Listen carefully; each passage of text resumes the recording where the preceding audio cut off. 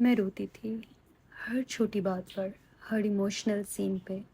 کسی ماں کا بچہ بکھرتا نظر آئے تو میری آنکھوں میں آنسو آ جاتے تھے۔ میں ایک سافٹ دل کی ماں تھی، لیکن پھر ایک دن میری زندگی کا سب سے افسوسناک سین میرے سامنے آیا، اور اس دن میں خاموش ہو گئی۔ میری بیٹی سوہا، معصوم، روشن چہرہ، ہمیشہ مسکرانے والی، ایک دن بیمار ہوئی، اور ہم نے سوچا ٹھیک ہو جائے گی جیسے ہر بار ہوتی تھی، لیکن اس بار کچھ اور تھا۔ ڈاکٹر کے لفظوں میں تو صرف بیماری تھی، لیکن سوہا کے چہرے پہ ایک عجیب سا سکون آنے لگا تھا۔ وہ کہتی تھی ماما میں مرنے والی ہوں، اور میں کہتی تھی نہیں پاگل، ایسا کیوں سوچ رہی ہو؟ لیکن کچھ تھا جو اندر ہی اندر ہمیں ختم کر رہا تھا۔ اور پھر وہ دن آیا جب میری سوہا نے اپنی ماں کی گود چھوڑ دی۔ آخری دفعہ اس کا چہرہ دیکھا، اس کی آنکھیں بند تھیں، لیکن لگتا تھا جیسے کہہ رہی ہو ماما میں ٹھیک ہوں، رو مت، میں اللہ کے پاس ہوں۔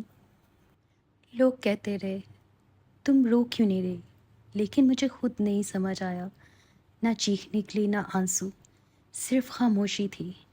وہ خاموشی میرا صبر نہیں تھی، وہ اللہ کا احسان تھی۔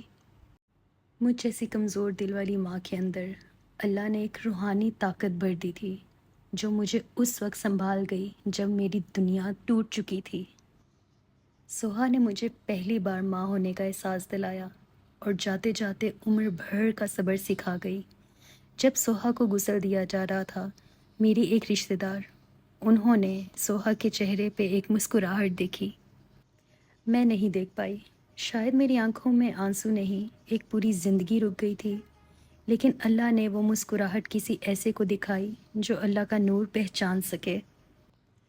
اور تب سمجھ آیا، سوہا چلی گئی تھی، لیکن صرف دنیا سے۔ اس کا چہرہ کہہ رہا تھا میں رو کر نہیں گئی، میں مسکراہٹ کے ساتھ گئی ہوں۔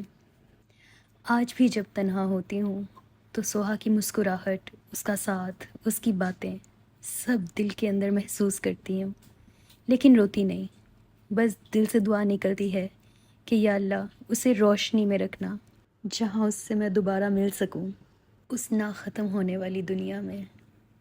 میں روتی تھی، وہ میری کمزوری تھی، لیکن جب میری بیٹی چلی گئی میں خاموش ہو گئی، اور وہ میری سب سے بڑی روحانی قوت تھی۔